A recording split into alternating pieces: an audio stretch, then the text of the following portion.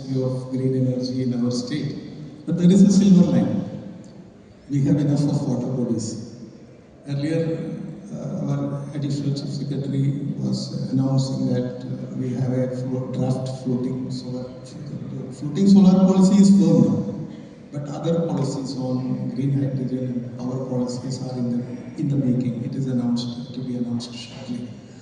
Now, on this floating solar, it is very clearly the policy offers public participation in project development.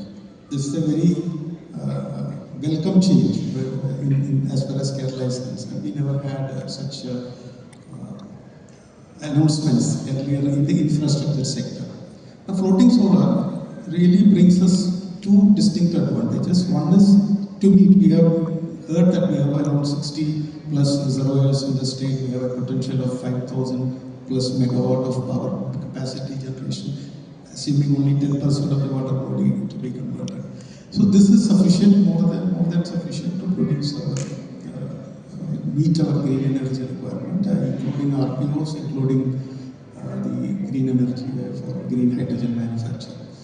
Now the second advantage of the floating solar part is that the same energy can be utilized for pumping the water to the upper reservoir in case of a pumped storage project.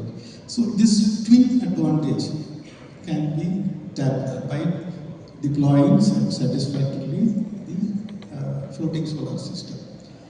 I think it is accepted that if prudently implemented, the Kerala Hydrogen Valley in Cochin is supposed to be the South Asia's largest system in terms of capacity. So we have the missing element of energy can be supplemented by focusing more on floating solar as well as storage, adequate storage for that. In both the cases, the policy has taken very firm steps, announced very bold measures, welcome the private participation in the sector also. So this opportunity is for us Kerala entrepreneurs to tap, and we are also wholeheartedly welcoming that change. Thank you.